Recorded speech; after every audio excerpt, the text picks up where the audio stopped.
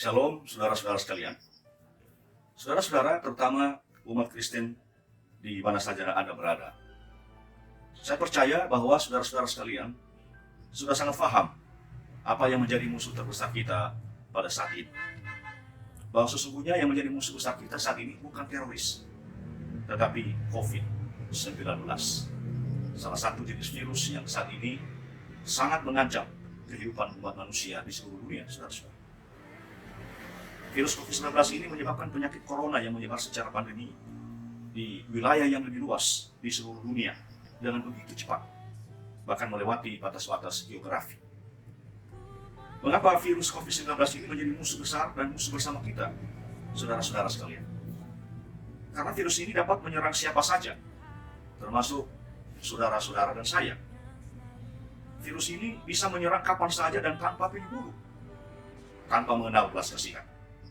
Dan setiap orang yang diserangnya kalau tidak terselamatkan, maka hanya dalam batas waktu 14 hari, manusia yang diserangnya dipastikan bisa mati.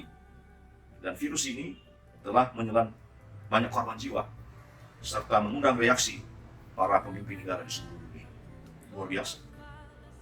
Saudara-saudara umat Kristen di mana saja Anda berada, terkait dengan penyebaran virus ini, ternyata banyak pernyataan spekulasi yang disampaikan oleh banyak pihak.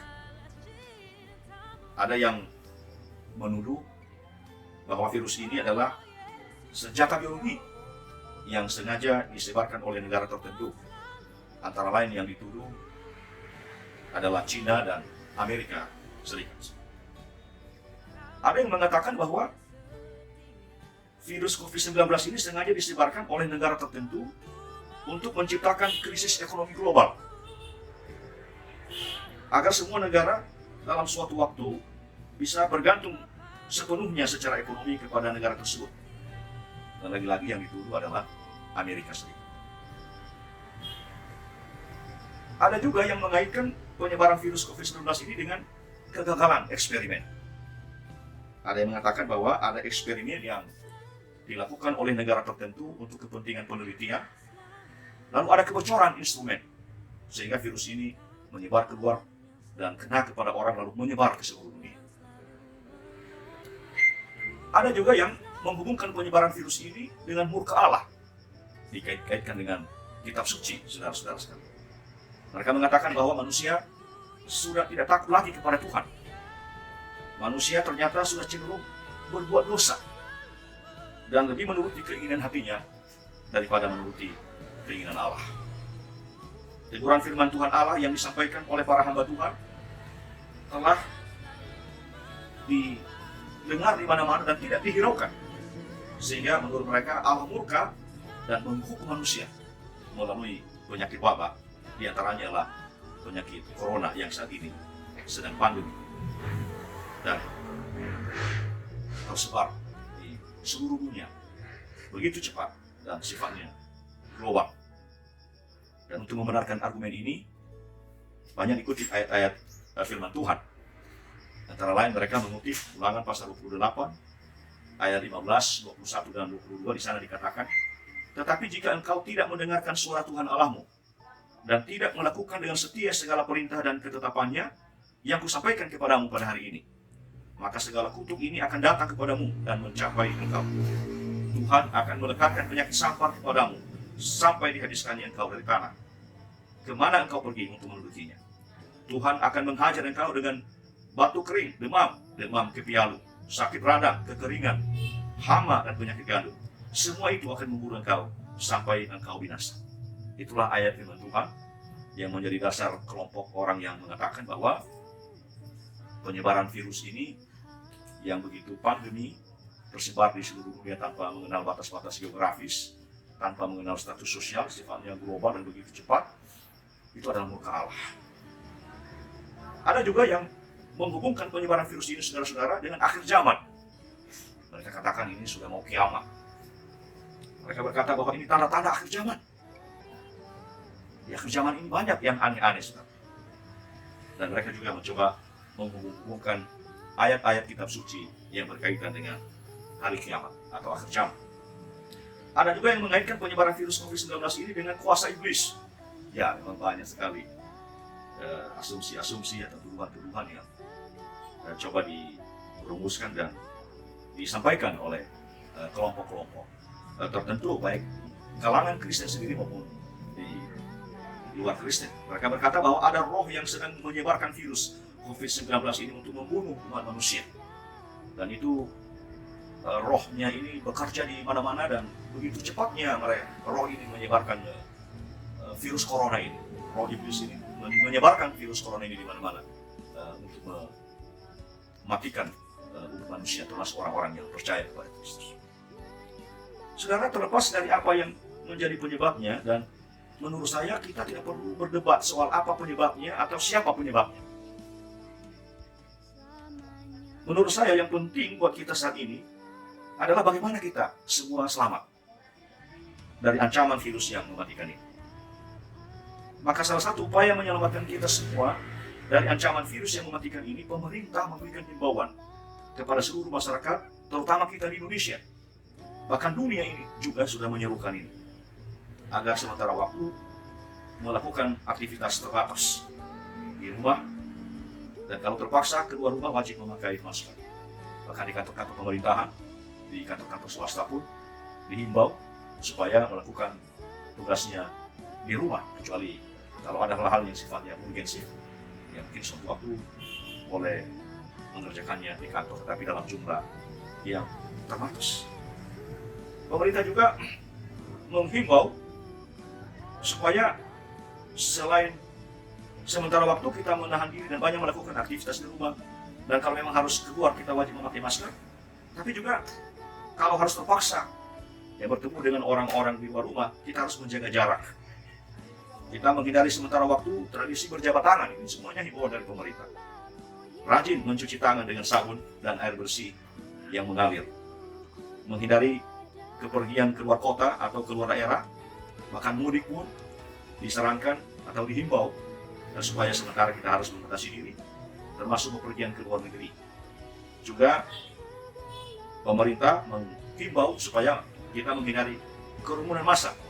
Bahkan ibadah di rumah-rumah ibadah yang selama ini kita lakukan, termasuk kita sebagai umat Kristen, kita melaksanakan ibadah minggu setiap hari Minggu di gereja, dihimbau oleh pemerintah agar sementara waktu dilaksanakan di rumah. Saya memang melihat ada yang sudah melaksanakan itu, terutama di kota-kota, tapi di desa-desa di pedalaman masih ada yang memanfaatkan waktu untuk beribadah di gereja, terutama ibadah minggu. Terhadap himbauan ibadah minggu di rumah, terutama sekali ya saudara-saudara sekalian, dari banyak himbauan-himbauan dari pemerintah untuk menjaga keamanan kesehatan kita terhadap penyebaran virus corona ini yang begitu mendunia, yang begitu cepat dan dengan banyak korban. Dan salah satu tadi himbauan pemerintah terkait dengan kehidupan umat percaya, terutama kita di Indonesia, khususnya kita sebagai umat Kristen, supaya ibadah minggu itu sementara waktu kita laksanakan di rumah. Nah, terhadap ini saya melihat saudara-saudara ada 4 sikap yang berkembang di antara kita sebagai umat Kristen. Yang pertama, ada yang menanggapi himbauan itu secara fakultatif. Artinya mereka berkata bagi warga jemaat yang mau ibadah di rumah ya disilakan, tetapi bagi yang mau ibadah di gereja disilakan juga. Ada gereja-gereja tertentu memperlakukan ini secara fakultatif. Gereja tetap dibuka setiap hari Minggu, hamba Tuhan siap melayani. Ya bagi yang mau ibadah di rumah, seberapa orang pun yang datang, bagi yang ibadah di gedung gereja, seberapa pun yang datang, mau 10 orang, mau 5 orang, mau 1 orang, tetap dilayani dan ada hamba Tuhan yang melayani di sana. Tetapi siapa juga yang mau ibadah di rumah, dipersilakan juga. Dan mereka sudah melakukan itu. Yang kedua, ada yang dengan berani tetap melaksanakan ibadah minggunya di gereja dengan alasan menguruskan hari Sabat dan dengan alasan mengimani pemeliharaan Tuhan. Biasanya Mazmur 91 menjadi taruhan kelompok ini, saudara-saudara. Bahwa Tuhan yang melindungi umatnya. Kiri kanan kita ada kematian dan kita hanya menontonnya. Malah petaka tidak akan menimpa kita.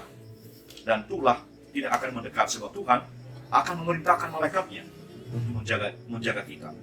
Inilah ayat yang sering digunakan oleh kelompok yang mengimani perlindungan Tuhan. Sebetulnya mereka mengerti himbauan pemerintah, tetapi ada keyakinan bahwa memang pemerintah kan hanya menghimbau, tidak melarang sama sekali. Tapi kita yakini kuasa perlindungan Tuhan Sehingga dengan berani ibadah minggu itu tetap dilaksanakan di gedung ibadah sesuai dengan sebagaimana biasanya. Tetapi ketiga, ada kelompok yang mengatakan bahwa demi membantu mencegah penyebaran virus corona ini, kita ikuti himbauan pemerintah. Mereka katakan pemerintah kan tidak melarang ibadah, yang dihimbau pemerintah itu ibadah minggu itu tetap hanya dialihkan sementara waktu di rumah. Karena ya kehadiran Tuhan itu, Tuhan yang adalah roh dan tidak dibatasi oleh ruang dan waktu. Ya, ketika kita beribadah di rumah pun dan nuansa ibadah minggu, ya pasti di sana juga ada hadirat Tuhan. Demikianlah kelompok ini memberi argumennya. Mereka mengatakan bahwa yang penting ibadah minggu tetap ada meskipun sementara waktu kita laksanakan di rumah. Hari Sabat tetap kita kuduskan, tetapi sementara waktu di rumah. Majelis gereja bisa atur cara ibadahnya. Dan kelompok ini biasanya menggunakan Yesaya pasal 26 ayat 20 sampai 21 sebagai dasarnya. Dalam Yesaya pasal 26 ayat 20 21 dikatakan, bersembunyilah sesaat lamanya sampai amarah Tuhan berlalu. Jadi corona ini oleh kelompok ini juga menghubungkannya dengan amarah Tuhan. Namun mereka setuju kalau untuk sementara waktu beribadah di rumah sebagai bentuk dari implementasi firman Tuhan, bahwa ada saatnya juga Tuhan mengatakan bersembunyilah sementara waktu. Dan yang keempat, saudara-saudara, ada kelompok yang masa bodoh. Kan saya pernah mendengar satu percakapan lewat audio yang disebarkan di WA Group. Katanya ada sekelompok hamba Tuhan di salah satu tempat mereka berdoa dan situasinya saat ini. Dan katanya Tuhan Yesus sudah bicara kepada mereka sehingga tidak perlu lagi bicara tentang corona. Mereka mengatakan ada penglihatan yang Tuhan Yesus berikan kepada mereka, dan mereka katakan ini ada hubungannya juga dengan kuasa-kuasa iblis ini. Karena iblis mau mengalihkan perhatian orang percaya untuk tidak lagi bicara tentang nama Yesus, supaya orang percaya lebih mengutamakan membicarakan masalah-masalah. Jadi mereka tak perlu lagi, itu Tuhan Yesus sudah memberi penglihatan, sudah berbicara kepada kami. Tak perlu lagi bicara tentang corona. Sekarang saatnya kita bicara dan terus bicara tentang nama Yesus. Itu yang kita dengar dan kita lihat perkembangan akhir-akhir ini. Saudara kekasih Tuhan, menurut saya sebagai umat Kristen dan sebagai seorang hamba Tuhan, sebagai seorang pendeta, kita tetap meyakini perlindungan Tuhan. Bahkan kuasa Tuhan kita yakini lebih hebat dari kuasa corona. Itu kita harus tetap yakini. Kita tidak perlu takut dan fobia menghadapi situasi saat ini. Karena saya melihat ada orang Kristen begitu panik dan rasa takutnya itu terlalu berlebihan, saudara-saudara. Terlalu fobia sekali. Kita tidak perlu takut, tidak perlu panik. Dan kita memang harus banyak berdoa dan mendekatkan diri kepada Tuhan menghadapi situasi yang sedang kita alami saat ini. Tapi bukan berarti saudara-saudara sekalian bahwa dengan kita mengenalkan Tuhan, dengan kita yakini perlindungan Tuhan, kita abaikan soal memelihara kesehatan. Memelihara kesehatan adalah tanggung jawab kita, bukan tanggung jawab Tuhan. Sama seperti kebutuhan fisiologi kita yakin itu dijamin oleh Tuhan. Tetapi untuk memasaknya adalah tanggung jawab kita, bukan tanggung jawab Tuhan. Tidak mungkin Tuhan yang datang untuk memasak. Karena itu himbauan pemerintah untuk bersama mencegah penyebaran virus corona, antara lain agar sementara waktu melakukan ibadah minggu di rumah, terutama di zona-zona yang saat ini sangat berbahaya, sebaiknya kita indahkan. Yang penting ibadah minggu tetap ada. Kita juga perlu menghargai pemerintah, karena pemerintah menurut firman Allah adalah hamba Allah untuk kebaikan. Ini kita bisa baca dalam Roma pasal 13 ayat 4. Jadi saudara-saudara sekalian, mari kita hentikan hiruk pikuk, memberi tanggapan bahkan saling menyerang sesama hamba Tuhan, sesama umat Kristen. Jangan ada lagi yang mengatakan, oh yang ibadah di rumah itu tidak ada imannya, lalu yang ibadah di gereja pada hari Minggu kita katakan bahwa itu terlalu ekstrim, tidak menghargai pemerintah. Dan saya percaya bahwa saudara-saudara sebagai umat Kristen, kita sepaham bahwa corona ini adalah musuh besar dan musuh kita bersama. Karena itu, mari kita hadapi coronanya. yang kita buat hiruk-pikuk, apalagi kita saling menyerang, saling salah paham, beda pendapat mengenai menghadapi situasi saat ini yang sedang terjadi di Indonesia. Kita berdoa bersama-sama supaya situasi ini segera berhenti, dan atas pertolongan Tuhan kita bisa melanjutkan aktivitas kita seperti sedia kala. Terima kasih. Tuhan Yesus memberkati. Amin.